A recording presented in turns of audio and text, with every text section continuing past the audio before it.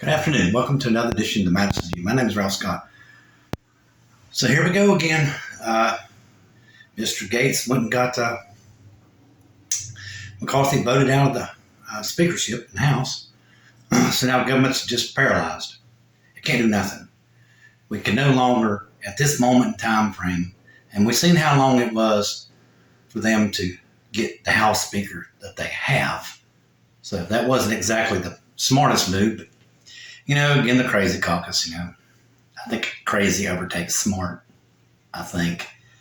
But it took them long enough to get McCarthy as a speaker. 15 votes, a historical amount of votes just to get a speaker. Okay, now, with government being paralyzed, and I know pundits are going to say this, you're going to see it all over TV, that this is not affecting bond yields. Oh, it is.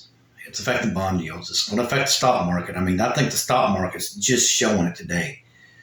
But once they see right here and now that it took 15 votes to get this guy into leadership, and now there is no one in the speakership of the House, which means government is paralyzed.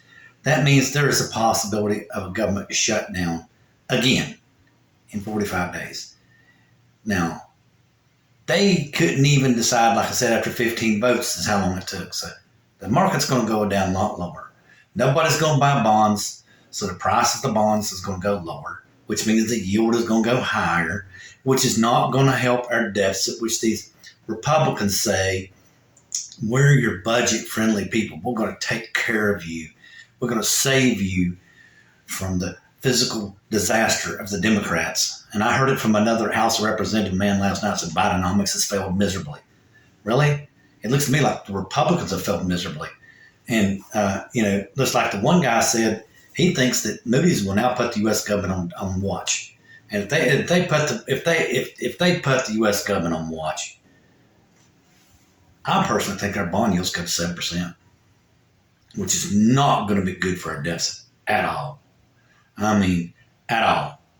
Not a little bit, but a lot. It's not going to be good for our deficit at all.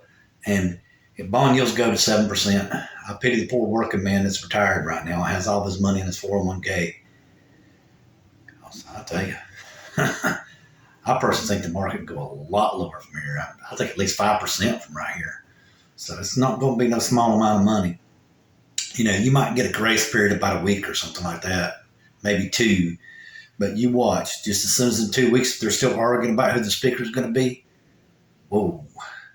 I think the market on both sides, the bonds and the stock market, will step on the banana peel. Yeah, I think that the foot's right over top of the banana peel right now.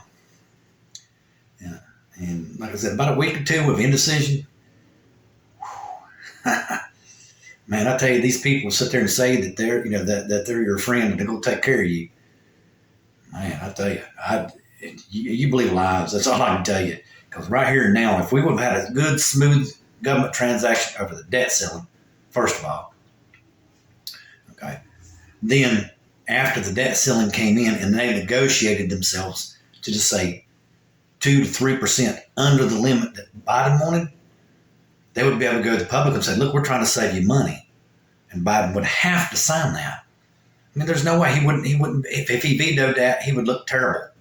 He really would. Now, if they gave him a spending bill that was 5 to 5, 10, 15, 20, 30% below what they negotiated, and he vetoed it, everybody would feel justified. Everybody would feel like Biden is justified to veto the bill because it's insane. You're going to cause that kind of chaos in the government. You people, the crazy caucus in particular, you're worse than an overspending congressperson, whether it be Republican, Democrat, I don't care. You're worse than that.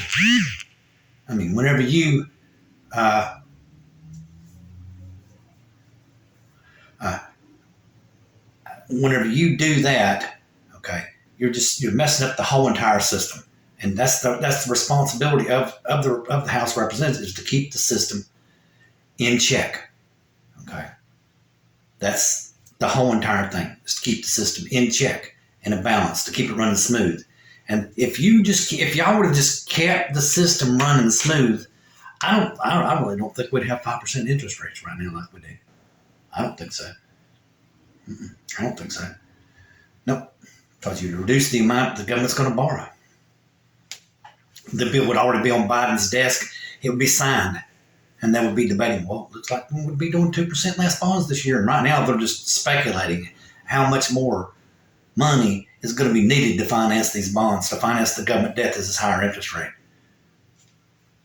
You just by doing the bull that you've done, you have totally screwed up.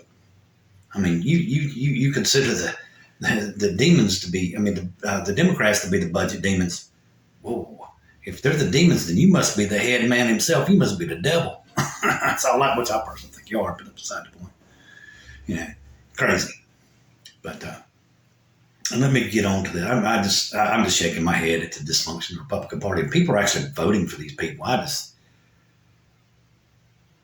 oh man. When Trump said burn the place to the ground, that's why I'm like, oh my God. Why in the world do you think you're going to solve? You're going to throw the financial system into chaos. You're better off compromising. And like I said, getting 2, maybe 3%. Less expenses, keep the government functioning. And everybody will go, oh, wow. The news will circulate through the system. And the budget deficit will probably go down even further. Because the bond prices will go up, which will bring the yield down because they know that they don't need to wait for the yield to go higher. For the prices to drop because it's not going to drop. It's just, of course, I personally don't think, half the Crazy Caucus reads, but or even understands half of what their responsibilities and what their actions do to the financial system of this country. That's why I don't think they even understand it. I don't think so. I think somebody said that, one of them said that Margie Taylor Greene or something like that didn't know Ukraine was in Europe or something like that. Some country. It was like, oh my God. And you got a college degree, It's like, oh my God. I'd rather have a college dropout run the place than you. But, or a high school graduate, one of the two. Or a high school dropout maybe even. That's how low grade you are. But, it's just, I don't know. I just don't get it. I really don't just get it. I'm serious. I really just don't understand this. Just having a smooth functioning government. And so financial analysts can predict how much funding is going to be needed. If somebody needed a certain amount of money to shore up their assets on the balance sheet, they would have to pay more for it. You know what I'm saying? Like if they only planned to do say $1 million worth of bonds, okay, and you knew, that the government's budget was soft and it was going to be 3% less than it was last year, that means there's going to be 3% less borrowing than it was last year. So if you all of a sudden need $2 million to shore up your balance sheet, you're going to have to pay more for that $2 million. You're going to have to pay more for the million, less alone the $2 million. See what I'm saying? It would drive bond yields lower because as demand for bonds goes up, because there's going to be less on the market, it's basic supply and demand, the yields would go down. And that would happen just because the government's functioning smooth and you only cut the budget by 3%.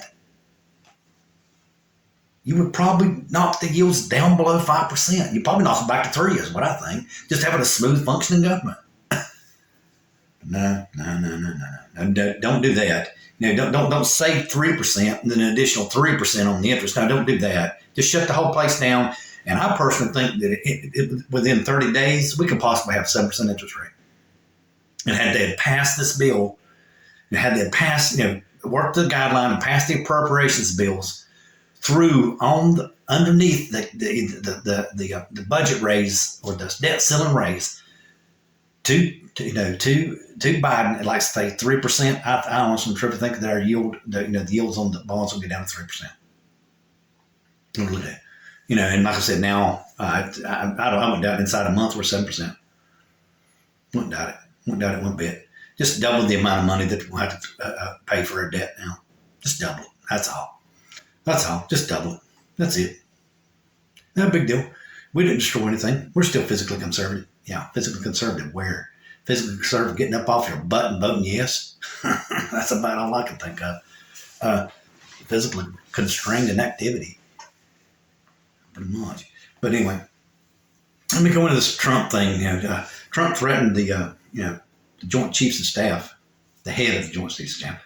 A normal everyday citizen, if they threaten a government official, you realize they would be locked up. They would be arrested immediately and placed behind bars immediately.